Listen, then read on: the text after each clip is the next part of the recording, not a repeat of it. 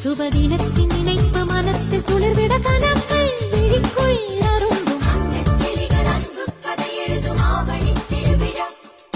மஞ்சள் புலி குளித்து குலவையிடும் காதல திருவிழா கொஞ்சம் தென்காசி தமிழ் பைங்கிளி கூறி சொல்லாயோ மணி பூங்கிளி எந்த உயிர் காதல் நிஜமாகுமோ அவள் உள்ளம் என் வசமாகும்